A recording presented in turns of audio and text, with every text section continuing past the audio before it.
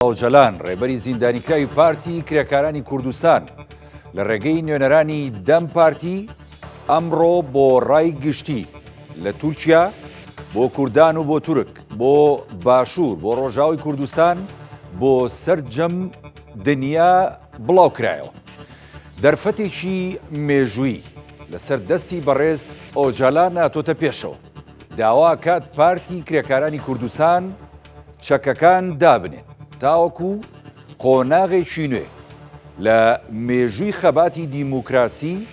و ئاشتەوایی لە نێوان کورد و تورک لە تورکیادا بێتە ئاراوە. لەسەر پەیامی بەڕێز عەبدوڵڵا ئۆجالان ڕێبەری زیندانیکراوی پارتی کرێکارانی کوردستان کاردانەوەیشی زۆر لە ئاستی باڵای وڵاتان، سەرکردە سیاسیەکان و هەروەها لایەنە سیاسیەکان لە هەرێمی کوردستان و لە ناوچەکەدا هاتۆتە ئاراوە. خوێندنەوەی جیاواز دەکرێت بۆ پەیامەکە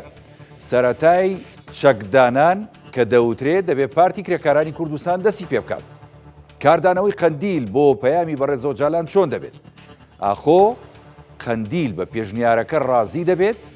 یاخود لە بەرامبەردا ئەمانیش پێشنیار و دەستپێشخەریانە بێت بۆ بابەتی چەکدانان و دەستپێکردنی پرۆسەی ئاشتی لە تورکیادا.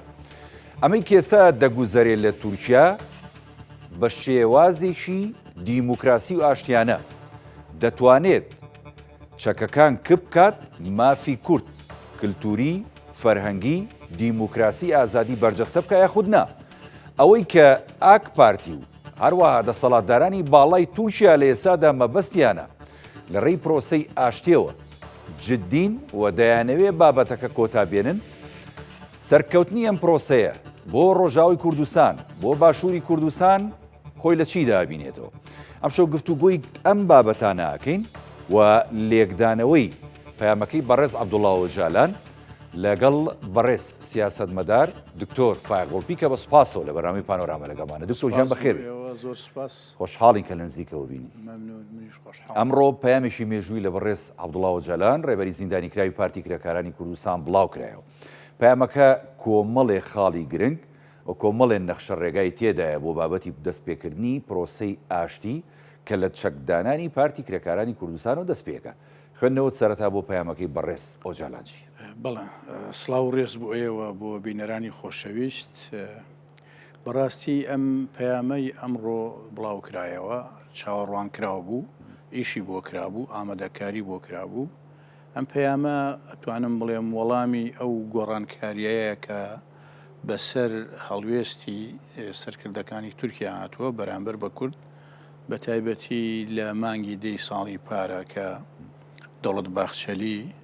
وەکو نوێنەری هێزێکی نەتەوە پەرست کە احترافی بەبوونی کورد نەئەکرد نەک لە تورکیا لە پارچەکانی تری کوردستانیشە، چۆ لای دەمپارتی و تەوقەی لەگەڵا کردن و باسی کوردی کرد و وتی ئەبێ عەبدوڵڵا ئۆجالان بێتە پەرلەمان قسە بکاو بۆ ئەوی کۆتایی بە شەڕ و بە تیرۆر و بە چی و چی بێنین و تا کۆتایی. و دوای ئەوەش چەند جارێکی کە قسەی کردەوە برایەتی نێوان کورد و تورک وایە و تا کۆتایی هەر کەسێ دژی ئەوە بێت دژی تورکیایە. و ئەم بیر و بۆچوونانەی باخچەلی لەلایەن ڕەجەب تەیب ئەردۆغان و جەهەپە و حیزب و لایەنەکانی کەوە تا ڕادەیەک پشتگیری لێکرا. ئەم هەڵوێستە جیاوازیش بوو. بەڵێ، ئەم هەڵوێستە جیاوازە تا ئێستا هەڵوێستی وانە بووە. بەڵام جا ئەمە بەرامبەر بەوە کوردیش کەوتە خۆی. وەفدێکی دەمپارتی سەردانی بەڕێز ئۆجالانیان کرد، قسەیان لەگەڵا کرد. ئەویش هەندێ مەرجی داناوتی ئەگەر من ئازاد بکرێم، ئەگەر گۆڕانکایی لە دەستورا بکرێ، ئەگەر تا کۆتایی ئێمە ئامادەین، ینی بۆ کۆتایی هێنان بە شەڕ و بە دووبەرەکی و ئانە. ئەوە بووتر کۆتایی شتەکان بەوە بوو کە بێجگە لەوەی کە خۆمان بینیمان وەفدەکەی دەمپارتی سەردانی هەموو حیزبەکانی تورکیایان کرد، سەردانی بەرپرسانی باڵای هەرێمی کوردستانیشان کرد. یعنی ئەمە هەموو ئامادەکاری بوو بۆ ئەو پرۆسە نوێیە کە هەیە کە لە ئارایە بۆی جەنەرال عەبدی ژووتی پەیامیان بۆ ئێمەشە بۆ ئەوانیش بوو، ئەکید پەیامیان بۆ پارچەکانی تریژە بووە. ئەوە بوو ئەمڕۆ پەیامەکە درا. پەیامەکە هەندێک لە ڕووی تەکنیکیەوە بڕیار بوو کە خۆی ڕاستەوخۆ قسە بکە، بە ڤیددیۆ قسە بکە، بەڵام ڕێک نەکەوتەوە. پەیامەکە دوو تەوەرەی سەرەکی ئەگرێتەوە. تەوەرەی یەکەمیان باسی ئاشتی و کۆمەلگای دیموکراتی تورکیاکە و باسی ئەوەکە کە کورد لە تورکیا هەیەەوە بێ ئاعترافی پێ بکرێ و ئەبێ حسابی بۆ بکرێ وەکو پێگاتەیەکی نەتەوەی لەوێ ئەگەر ئەمە بکرێت چی ئەکرێ پارتی کرێکانی کوردستانی شەکدانێن هەتا حیزبەکەش خۆی هەڵەوەشێنێتەوە ئەجا من ئەمێ تۆزە قسە لەسەر ئەم مەسەلەیە بکەم خاڵی یەکەم ئەوەیە مەسەلەن پارتی کرێکارانی کوردستان هەموو حیزبێکی کە وەسیلەیە بۆ ئەوەی تۆ ئامانجێک بەدەست بێنی ینی حیزب بۆ خۆی ئامانج نییە میلەت ئامانج مافی میلەت ئامانجە حیزبێکە گەر لە پێناوی مافی میلەت ئاگەر بتوانی بزانین دەستکەوتەیە بۆ میلەتی کورد لە تورکیا و لە پارچەکانی تری کوردستانە کۆتایی بە تەنزیمی خۆی بێنێ شتێکی طبیعیە دووەم خەباتی چەکداری ینی خۆ خەباتی چەکداریش ئەمە شتێکی ئەبدی نییە بەڵام گومان ئەکرێ بۆی هەندێ خەڵک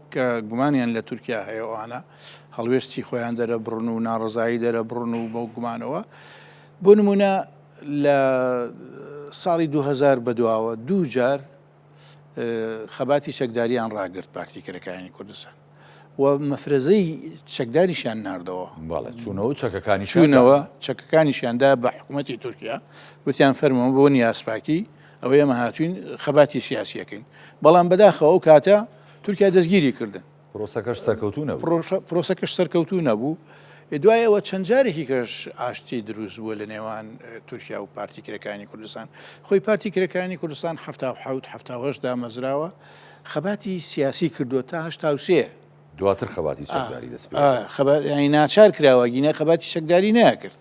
ئەمویان خستنە زیندانەوە ئەوانەی کەمان بوونەوە دەرچوون بۆ سووریا و بۆ لوبناان و خەباتی چەکداریان دەست پێ کردەوە دوایەوە خەباتی چەکداریان بۆ ماوەی 10 ساڵ کرد لە 93ەوە ساڵی 93 ئەو بوو کە ڕەحمەتی مامجار کەوتێ نێوان تورکیا و پارتی کرێکانی کوردستانەوە بۆ چارەسەرکردنی کێشەکە بە ئاشتی تورک و دۆزال هاتە پێشەوە بەڵام دوایەوە کێشەکە ینی بەنەمانی تورک و دۆزال زوو وەفاتکردنی کۆتایی پێهات هەموو ساڵێک پارتی کرێکانی کوردستان لە ڕۆژی ئاشتی جیهانی هاوزانویەکی نۆیە داوای ئەو وتێتی من ئامادەم شەڕ ڕاگرم من ئامادەم بە گفتوگۆ لەگەڵ تورکیا قسە بکەم لەسەر کێشەی کورد و تا کۆتایی ئەوە مەسەلەن گفتوگۆکانی نەرویج ئۆسلۆ ماوەیەکی زۆری خایان چەندان ساڵی خایان بەڵام ئەو کاتانە یعنی نەزەمینەی ناوخۆیی کوردی نەزەمینەی تورکی نەزیمەنی نێودەوڵەتی لەبار نەبوو بۆ با بڵێن سەرکەوتنی ئەو پرۆسەیە ئەمڕۆ ئەتوانین بڵێین من باسی ئەوی باخچەلیم کرد باش تاوان باخچەلی ینی کە بڵێ کورد هەیە و ئێمە ئامادەین لەگەڵ گۆڕانکاری لە گۆڕانکاریە کۆتایی هێنانە بە شۆڤینیزمی تورک کۆتاییێنانە بە بڕواڵ تورکیادا وایە پێسە کە تۆ داوای ئاشتەوایی لەگەڵ کوردەکات ینی دەیەوێت دان بنێ بە مافەکانی کورد لە تورکیادا و لە باکووری کوردستان کەواتە ئەو خەباتە چەکداری با پرسیارەکە وا بکەین جارێ ئەو خەباتە چەکداری کە پارتی کرێکارانی کوردستان بۆی دروست بوو و چۆنەڵی خەباتکردبوون بوو لە پێناو کۆتاییێنان بە زوڵم بەستەم بە لەناوبردنی کورد لە تورکیادا لە باکووری کوردستان پێ دوایە ئەو زوڵمە بە کۆتا هاتووە و لە ئێستادا گەیشتوونەتەوە قەناعەتی کە پێویستە خەباتی چەکداری کۆتایی پێبێت و خەباتێکی دیموکراسی و مەدەنی دەست پێ بکات خۆی دووسێ حاڵەت هەیە ئەبێ ئاماژەیان پێبێن یەکەم ئەوەیە بۆ نمونەیە من بەراوردی کوردی باشوور بکەین لەگەڵ کوردی باکوور باشووری کوردستان کورد لە عێراقا قەت ئینکاری لە بوونی نەکراوە توانە کورد لە عێراقا هەیە لە سەردەمی عێراقی نوێەوە لە سەردەمی باڵێ مەلیک فەیسەڵەوە و پێش ئەویش و دوای ئەویشوانە بەڵام کێشەکە چی بووە سنووری کوردستان بووە لە عێراقا لەگەڵ دەسەڵاتی کورد لە عێراقا لەسەر ئەم شتانە ململانێ بووە بەڵام لە تورکیاوانە بووە لە تورکیاوتیانە کورد نییە ینی نکۆڵی کوردن لە کووردە بووە مەسلەکە تەنیا ئەوە نییە بۆ کورد لەوێ هەڵسێ بڵێ من کوردم و داوای مافی خۆمەکەم یەکەم وتوانە کورد هەیە ئەنجا بێ داوای مافی بۆ بکرێت ینی گرنگی شۆڕشی پەکەکە لەوا بووە هەم کوردی زیندوو کردوەوە هەم داوای مافیشی بووەکە ئێستا سیرەکەی دوای 40 ساڵ لە خەبات و تێکۆشانی هەمەجۆر خەریکە دەوڵەتی تورکیا اعتراف بۆ کوردەکە ئەڵێ کورد هەیە جارێ ئەوان گاویەکە شوناسی کوردبوون هەیە ئێستا ینی ئەگەر ئەبێ وابێت ینی مەسەرەن ئەو دان پێدانانەی سەرکردەکانیان لە ڕووی سیاسیەوە هەڵوێستێکی وایان نیشانداوە بەڵام ئەبێ بخرێتە چوارچێوەیەکی دەستوری و یاساییەوە گرنگە ئەبێ گفتوگۆی لەسەر بکرێ. کەی تورکیا ئەم هەنگاوانێ بۆ گۆڕینی دەستورەکەی بۆەوەی کە متمانەیەک بدا هەم بە هەم بە قەندیلیش مەسلەیەکی تر هەیە بەنسبەت تورکیاوە، ینی تورکیا لە دوای جەنگی جیهانی یەکەمەوە هەر شۆڕشێک لە تورکیا دروست بوو بێ ساڵێکی نەخایاندووە.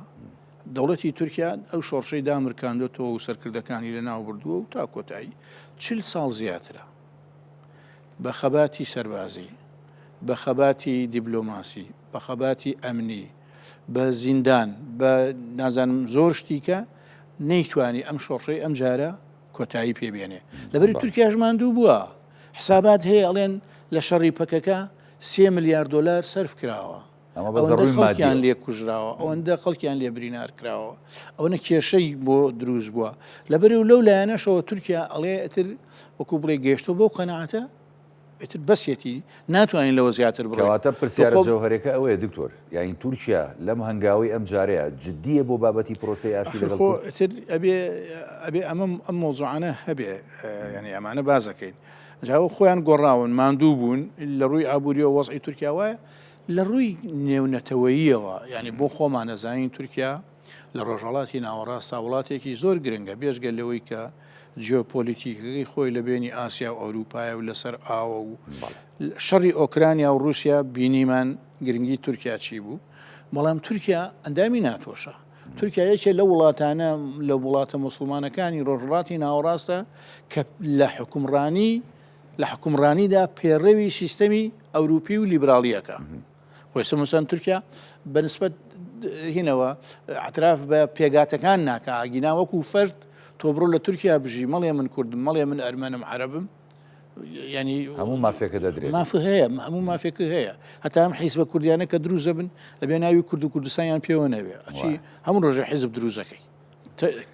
دیموکراسیەکە هەیە بەڵام بۆ دیموکراسیەکی ناتەواوە. دیموکراسیەکە دیموکراسیەتێکی ڕۆژاواییە، دیموکراسیەتی ڕۆژهڵاتی ناوەڕاست ئەبێت دیموکراسیەت بۆ پێگاتەکانیش مسۆگەرکە. تۆ سێری ئەم وڵاتانی خۆمان کە سێری تورکیا کە چەند ناتەوەی تایە، سێری سووریا کە چەندی تایە، سێری عێراق کە چەندی تایە، چەند ئاین و مەزهەب و کەڵتوری ئێران بە هەمان شێوە. لەبەرەوە ئەمانە دیموکراتیەتێکی تایبەتیانەوێ کە تەنیا حساب بۆ مافی تاگ نەکەن، حساب بۆ مافی پێگاتەش بکەن. ئەنجا ئەمە پەیامەکەی بەڕێز وەزەران دوو ینیتیایە بۆ تورکیا، ئەڵێ ئاشتی و کۆمەلگای دیموکراتی. ئەم کۆمەلگای دیموکراتی ئەوە ئەگرێتەوە کە تۆ پێگاتەکانی تریش بخوێنیتەوە، پیادانان بێ بۆ هەموو پێگاتەکان. خاڵێکی تر کە من ئەمەوێ ئاماژەی پێ بە مەسلەی ئەم پەیامەی ئەم جارە یەکەم تەبانەوە بۆ کورد ئاواڵێ تۆزێ پێمان ناخۆشە، خەڵک زۆری پێ ناخۆشە پەکەکەگۆتایی پێ بێتوانە، بەڵام ناڕەحەتبوونەی خەڵک ئەو پێ ناخۆشبوون لە چیەوە سەرچاوی گرتووە دوو مەسلێتیایە، یەکەم عاتیفەیە، دووەم گومانیان لە تورکیا هەیە. بەڵام ئەم پەیامە بۆ تورکیا زۆر گرنگە، چونکە ئەوە تورکیا مەسەرەن چەند ساڵە پەکەکەی تیامەکە بە تیرۆشتن و تیرۆر ومانە و کۆتایەت. دووەم لە هەمووی مهمتر بۆ کۆمەلگای نێودەوڵەتی گرنگە، یعنی عەبدوڵڵا ئۆجەلان لەو کاتەوە لە زیندانایە ئەو هەموو کتێبانەی کە نووسیوێتی ئەگەر بە وردی سەیریکەی هەمووی خەباتی دیبلۆماسیە، هەمووی بۆ دادگای مافی مرۆڤی ئەوروپیە، بۆ کۆمەلگای نێودەوڵەتیە کە ئەم زوڵمی بەرامبەر من کراوە لە کەسێتی منە، زوڵمە بەرامبەر بە کورد کراوە، تکایە هەڵوێست بنوێنن بەسیەتی. ئەم جارە ئەمەشی کردووە، ئەمە ئەیا بەگوێی کۆمەلگای نێودەوڵەتیدا ئەڵێەوە من کۆتایی بەشەڕێنم، ئەیا بەدەست بەگوێی کۆمەلگای تورکیادا و دەسەڵاتدارانی تورکیا ئەڵێەوە من شەڕ کۆتایی پێێنم. وەڵامی ئەوان چی بێ؟ ئەوە گرنگە. ئەگەر وەڵامی ئەوان پۆزتیڤ بوو هاتنە پێشەوە، هەر بەسیترین شت با شەڕەکە لەسەر هەموو ڕۆژێڵێن پەکەکە لە هێنا لە سووریایە وای لەکەین و وای لەکەین لە ڕۆژاوای کوردستان دەبە کۆتایی بۆ شەڕە بێنن، تۆ باران و فڕۆکە بارانی کاتەوەی شەکە لە گەرنتیەکان کە تورکیا خۆ بێ وابی ئەبێ بکات. ئەگەر ئەوانەی کرد ئەمە نیجەچنە پێشەوە وردە وردەشتەکە هەنگاوانێت، ئەگەر ئەوەش نەبوو نابێ خۆ ئەو وای وتووە ئەو مەرجی هەیە، خۆ شەر نییە لە پەیامەکە. هەر لە پەیامەکەیە یەک خاڵێکی زۆر گرنگ و جەوهەری کە ئاماژەی پێداوە ڕێبەری زیندانیکراوی پارتی کرێکارانی کوردستان بەڕاست عەبدوڵڵا ئۆجەلان ئەڵێ من گەرەنتی ئەم بارودۆخە ئەکەم. بەڵێ وایە ئەم گرنتی بەڕاست عەبدوڵڵا ئۆجەلان لە چۆ سەرچاوی گرتووە؟ زۆر گرنگە. سیاست 40 ئەوەی کە ئێمە لە دەرەوە ئەیزانین چاودێرانی سیاسی و لە ڕێگەی ڕاگەیاندنەکان و لە ڕێگەی قسەکردنەوە ئەمە هەمووی نییە بەشێکی ئەمە بلەوانەیە بەشێکی کەمیشی بێت جاری واش هەیە ڕاست نییە هەر شتە ئەساسیەکە ئەوەیە کە لە بەنهێنی لە بینی بەرپرسە باڵا دەستەکانە بەڕێوە ئەچێت ینی ئەو گۆڕانکاریە کە لە تورکیا بوو لەگەڵ ئەو گۆڕانکاریانەی لە ڕۆژڵاتی ناوەڕاستە ئەکرێ ئەگەر تۆ بیێنیتە لایەک ئەڵێ شتێک یا دراوە بە گوێی بەرپرسانی تورکیا ئەمە مەکەن ئەوە بکەن شتێکیش دراوە بە گوێی عەبدوڵڵا ئۆجەلان و پەکەکە ئەمە مەکەن ئەوە بکەن ئەمە بینیمان مەسەڵەن لەسەر نمونەی ئەحمەد شەرع بێنینەوە کێ بوو ئەم کابرایە ینی قاعیدە بوو داعش هەتا مانگی لەمە پێش ناوی خۆی حیزبەکەی گۆڕی ئیشی خۆی گۆڕی هەنیەوە مەسەلەکان ئەمە گۆڕانکاری ئاسانە ئەمە گۆڕانکاریە گۆڕانکاریانی ڕۆژهڵاتی ناوەڕاستە ئەبێ بکرێ خۆی مشکیلەکەی ڕۆژهڵاتی ناوەڕاست چیە گۆڕانکاری ناکە ینی درەنگ ئەگۆڕێت ئەنجا ئەگەر کەسانێک هەبن زوو هەوڵ بدەن گۆڕانکاریەکە بەپەلە بکرێت تاوان ئەوان پێش ئەوانە ئەکەونەوە کە گۆڕانکاری ناکەن و سەرکەوتن بەدەزێنن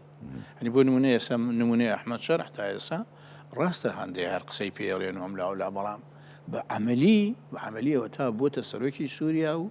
کۆمەڵشتی ژەکە مامەڵشی لەگەڵک من قەنەعەتم وایە ئەگەر ئەمە تورکیا نەبووە ئێستا بانگی کوردەکان و دروزەکانی شێکرد بەڵام تورکیا نایڵێ ئەتر بەشک و مەسەلای ئێستا بکە ئێماڵین دڵمان بەوە خۆشە تورکیا اعترافی بە کورد کردووە تورکیاش بێتە وڵاتێکی دیموکرات ئێتر لە فیدراڵیەتی عێراق و لە فیدراڵیەتی سووریاوانە نەترسێ ئاستەنگی بۆ دروست نەکا بۆی کێشەکانی وێش چارەسەر بکرێتەوە کاتە کاریگەری بێ بۆ ڕۆژاوی کوردستان و بەدڵنیایی بۆ باشووری کوردستان دکتۆر بابەتی ینی داواکردنی چەکدانان لایەن بەڕێز عەبدوڵڵا ئۆجەلان بۆ پارتی کرێکارانی کوردستان هەمومان نەزانین ڕاستە ڕێبەری پارتی کرێکارانی کوردستانە بەڵام بۆ ماوەی زیاتر لە چەندین ساڵە ئەم زیندانی کراوە لە زیندانەکانی تورکیادایە و لە ئیمرالیش بۆ بە دیاریکراوی کە زۆر چۆن ڵێی وابەستەی کۆمەڵێک ینی کۆتوبەند بووە کە ئەستەم بووە ینی خەڵک پێی بگات ئێستا لەم سەروبەندەیە ڕاستە بۆ نمونە پەیامی پێشتری هەبووە بۆ باشووری کوردستان بەڕێز ئۆجەلان لە ڕێگەی دەم پارتیەوە بۆ قەندیل هەیبووە بۆ ڕۆژاوی کوردستان هەیبووە بەڵام مخاتەبەکردنێکی ڕاستەوخۆی بەڕێز ئۆجەلان کە ئەمڕۆ داوا لە پەکەکەکە چەک دابنێن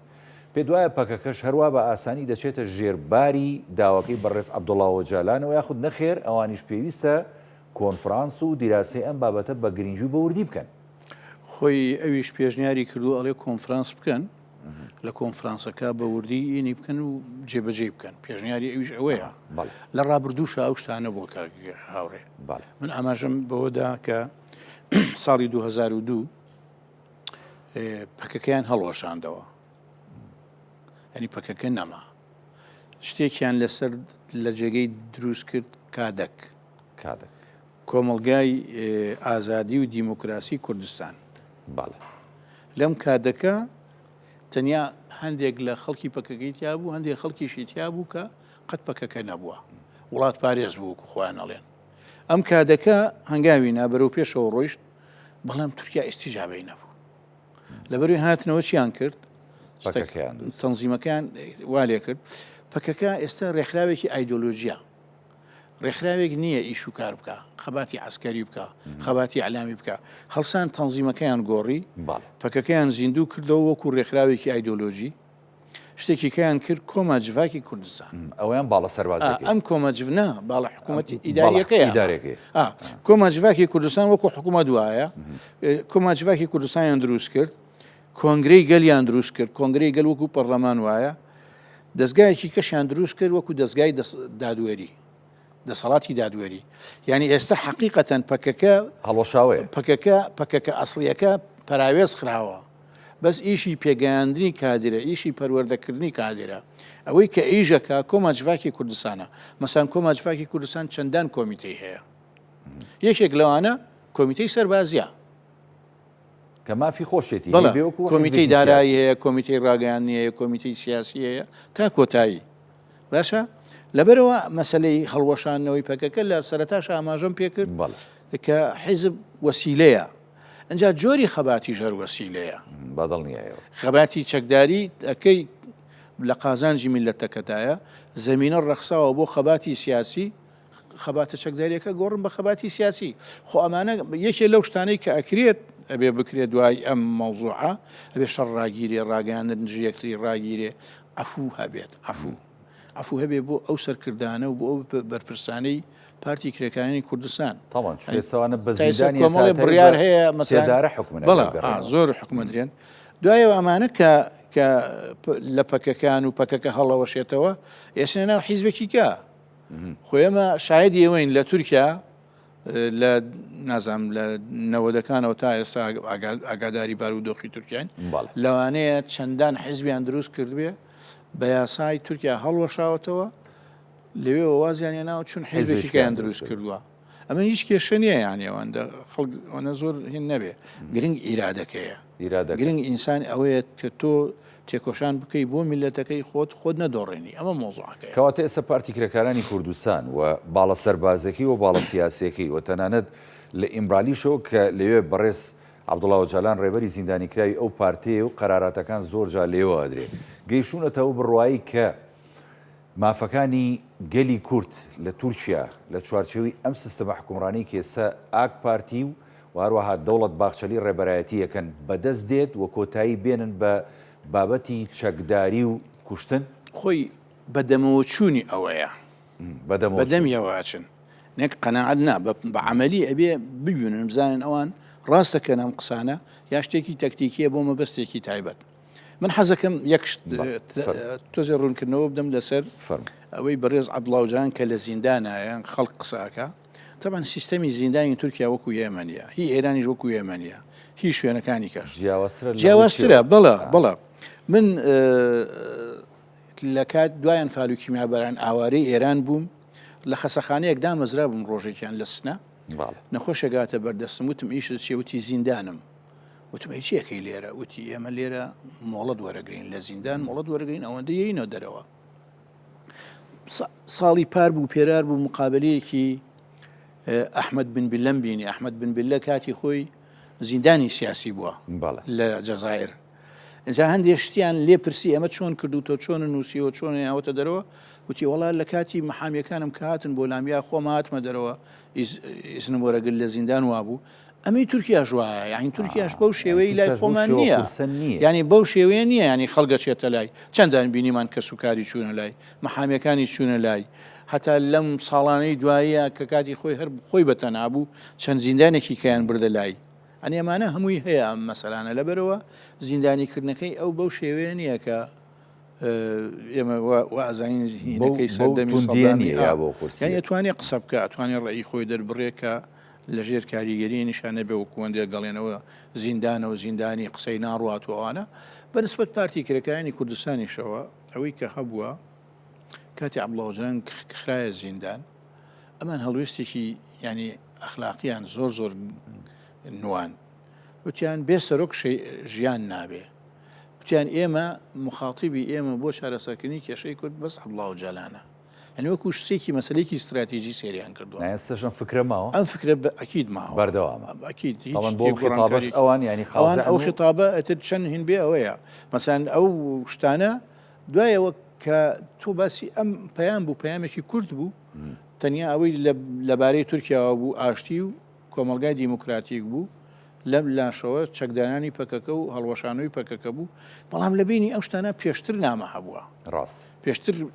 پەیامی ناردووە وردەکاری هەیە وردەکاری ئەو عملیاتانە ئەبێ بەڕاگیرانی وەکو سیاسیەک وەکو سیاسەتمەدارێک پێ دوایە ئەبێ هەموو وردەکاریشی گفتوگۆ بخرێتە سەر مێزەکە و ئاشکرا بکرێ بۆ هەموو دنیای خود نەخێر حکومەتەکەی لەوایە کە بەنهێنی بمێنێتەوە بۆی سەرکەوتوو بێ بەڵە وایە ئەبێ وابێت چکە مەسەلەن هێز هەیە ناحەزە بەم شتە هێزەیە ئەیەوێ بە شتەکە سەر نەگرێ پرۆسەکە سەر نەگرێ ئێستا ئێمە ینی بەڕاستی ئەو ماوەی کە وەفدەکەی دەم پارتی هاتن بۆ ئێرە چونە لای بەرپرسانی هەرێمی کوردستان هیچ باسییان نەکرد ناوێت پەیامەکەی عەبدوڵڵا ئۆجالان چییە هیچ نەوترا کەس نەیوت ئەمانەی ئێرەش کەسیان بەستەنها دوێنێ ینی بەڕێ سەرۆک شێرێم ئاماژەی پێیا وتی پەیامەکەی پێدەچێت داوای چەکدانان بێت لە پارتی کرێکاران بەدەمێکەوە بازە حەوانیە چکە ینی تۆ هەموو پەیامێک یاخود هەموو پرۆسەیەکی ئاشتی بە بێدەنگکردنی چەکەکان دەست پێدا. ئیتر وڵی کاگاوڕێ مەسلەی چەکدانان ئەگەر کێشەی کورد چارەسەر نەکرێ ئەوانیش چەکدانێن هێزێکی کەیە چەگەڵەگرێتەوە. یعنی ڕۆژەڵاتی ناوەڕاست ئارامی و ئاشتی و جێگیری بەخۆیەوە نابینێ تا کێشەی کورد چارەسەر نەکرێت. دوو کێشەی گەورە هەیە لە ڕۆژڵاتی ناوەڕاستە، کێشەی فەلەستین هەیە لەگەڵ کێشەی کورد. ئەم دوو کێشەیە چۆن چارەسەریەکەی ئیتر بە تورکیاش فێڵ بکە چەک بە پەکەکە دابنێ و نازانم چی و دوایی جنەکە تاوان بڕوان ناکەمەوان بکەونەوە و تەڵەیەوە ینی تا زمینە سازیشی باش تا زمینە سازیێکی ئەگەر با هات و تورکیا چۆن احترافی بە مافەکانی تاکرد احترافی بەم فرە پێگاتایی تورکیا کرد و لە دەستورا گۆڕانکاری کرد و یاساکانی گۆڕی و ڕێگەیدا زۆر شتی زۆر مافی کورد هەیە هێن بێت با بڵێن بەدەست بێت ئەو کاتە ئەمانیش قسەکە ئەوەیە ینی ئێمە نابێت پێش ڕووداوەکان بکەین جارە زین کاردانەوەکانی پارتی کرێکارانی کوردستان چیە بێت ینی پارتی کرێکاران خۆی کاردانەوەی هەرە گرنگ لای تورکیایە کاک لای تووشیە ئێستا مەسەلەن ئەگەر تورکیا هەندێک گۆڕانکاری بکە شەڕا بگرێ ئیتر ئەمە هەنگاوێکی زۆر زۆر گرنگ بوون لە خاش هێرێمی کوردستان بکشێتەوە کوردستان بکشێتەوە پەلامار نەیە پەلامار یەکەم هەنگاوە بەڵە ئێستا تۆپەکە لە ساحەی تورکیا ئێستا باشە ئەی زۆر کەس زۆرێک لە چاودێرانی ئەم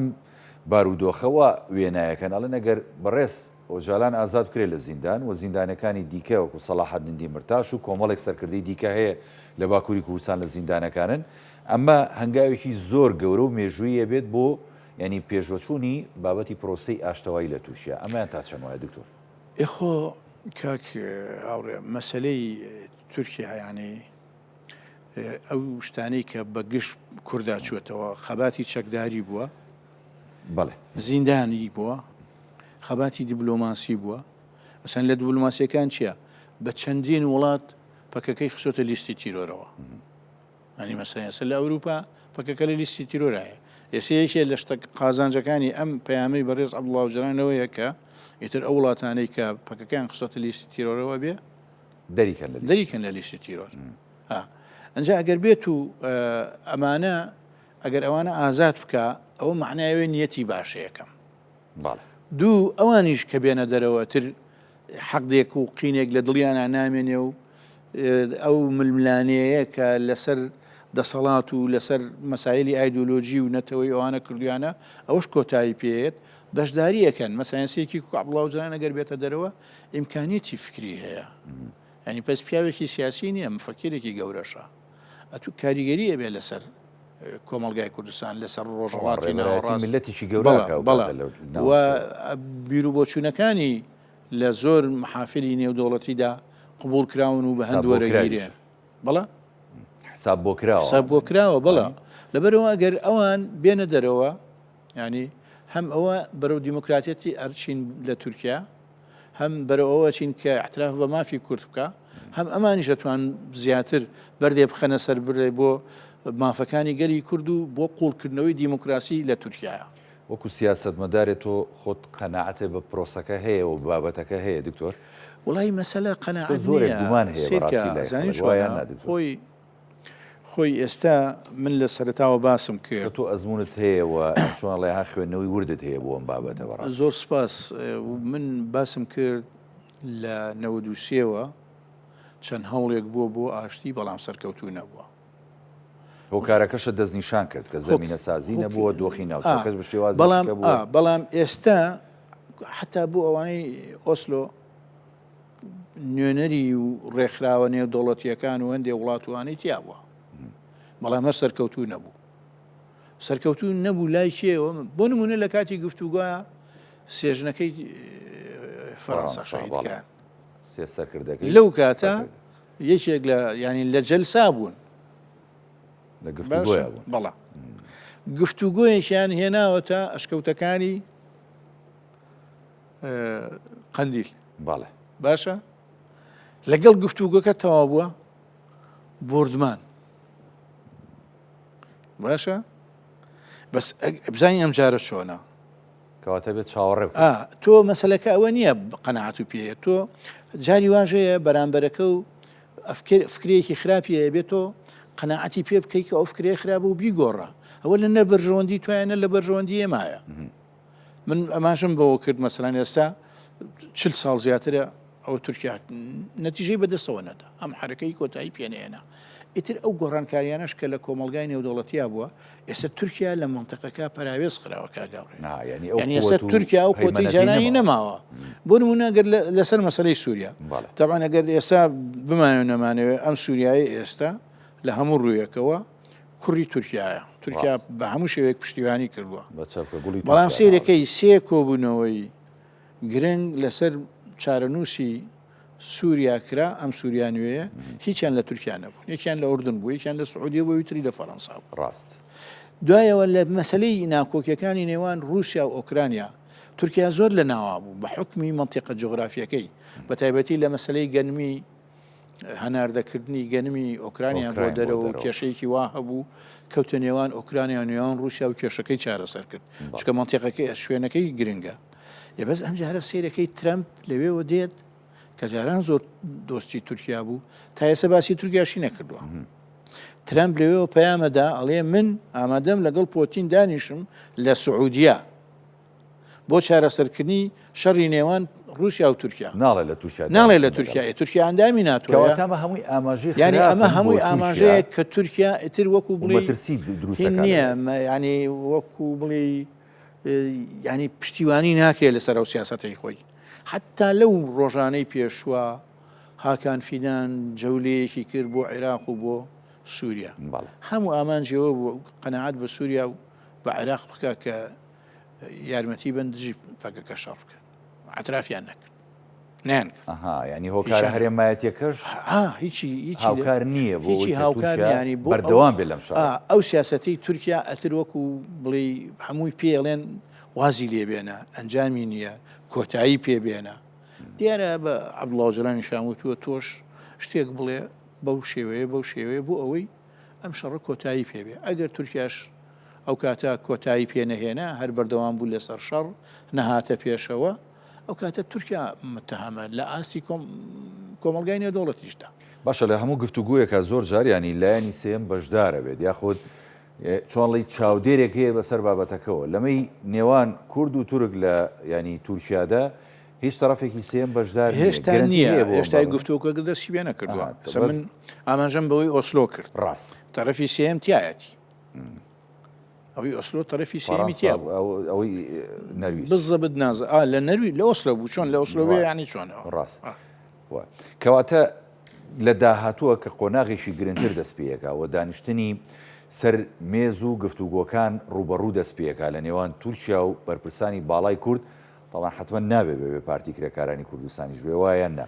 ئەو کات چۆن ئەم دانیشتانە ڕێگە ڕاستە ئێستا ئەوانەی دەمپارتی بۆ خۆیان ئەو وەفدەی کە چوونەتە لای بەرز عەبدوڵڵا ئۆجەلان ئەوانە بۆ خۆیان ئەتوانن هەر وەفدی کورد بن لەوانەیە هی کەشیان بۆ ئێزافە بکرێ لەوانەیە هی کەشیان لە قەندیلەوە بۆ ئێزافە کرێ لەوانەیە مەسەلەن لە زیندانی شۆهیکەیان بۆ ئێزافە کرێ سەلاحەدین دەمیرتاشە بۆ خۆی عەبدوڵڵا ئۆجەلانە کامیانە بێ بە گوێرەی نەکا هەنی ئەوە ئەتوانن گفتوگۆ بکەن خۆ پێشتریش گفتوگۆیان کردووە یعنی شتێکی نییە ئەم جارە گفتوگۆ بکەن بزانین ئەگەری ڕێککەوتن هەیە یان نییە ئەم مەسەلەن ئێستا ئەو هێنا ئەو سەرۆکی وەفدەکەیان سرۆیە بەڵێ ئەوە جاری پێشوش لە گفتوگۆ بۆ پێشتر لەگەڵیانە ئەوش لە گفتوگۆ بۆ جارێکیان هاتە ئێرە هینێکی کرد وەکو بڵێ کۆنفرانسێکی ڕۆژنامەوانی کرد وتی تورکیا ڕێک ناکەوێت لەگەڵمانە ئەو کاتەوای وت ئەمەی من ئێڵێم ینی کۆتایی 2000 ئەوانە بوو بەڵێ 2010 لەو بابەتانە بەڵام ئەم جارە پێ دوانی هەموو سەرکردەکانی باکووریش ینی کوردەکان گەشتبینن تا ڕادەیەک بە ئەخیر خۆی ئەوەیە گۆڕانکاریەکان لە تورکیا ئەوەی کە ڕێی سەرکردە سیاسیەکان زۆر مهمە ئەوان ئێستا ینی ئەتراف بەبوونی کوردە ئەکەن ئەوە گرنگە کۆمەلگاکەش گرنگە یعنی چکە کێشەیەکێک لە کێشەکان ئێستا زۆر جار هەندێک لە بەرپرسەکانی تری تورکیا جار هاتنە پێشەوە باسی قەزیی کوردیان نەکرد بەڵام سەیریان نەکرد لە ناو کۆمەلگا دژایەتی ئەکرێن کە دژایەتی ئەکرێن بێدەنگە بوون ئێستا ئەم جارە و هەندێکیشیان لەگەڵ بوون هەندێکی دژ بوون ئێستا ئەم جارە هەمووی لەگەڵن ئەو هەموو لەگەڵە قەنەعاتمەیە کاریگەری ئەوانیش ئەبێت لەسەر کۆمەلگای با بڵێن تورکیا و ئەم قسانەی ئۆژالانیش ینی تەنیا ڕاستی ئێمە پێمان ناخۆشە بەڵام تورکەکان پێیان خۆشە کۆمەلگای تورکیا پێی خۆش خاتەبێکی گرنگ خاتەبی ئەوانیشەکە یان تۆ خۆتۆ کە قسێگەکەی تۆ بێ ئاگال لە کۆمەلگای نێودەوڵەتی بێ ئاگال لە دەسەڵاتدارانی تورکیا بێ ئاگال لە کۆمەلگای تورکیا بێ ئاگال لە کورد بێ ئەنی ئەوە مەسەلەکان بەو شێوەیە ڕێز سیاسەتمەدار دکتۆر فایە گۆڵپی لە بەرنامەی پانۆراما لەگەڵمان بووی زۆر خۆشحاڵ سپاس کە منیش گەورەت کردین بژیت بەڕێزن دوبارە بەخێوی سەرچاوانمان بەڵێ بینەرانی بەڕێز ئەڵخێم شەوی پانۆراماتان پێشکەش کرایەوە ساغ و تەندروست باش بن خواتان لەگەڵ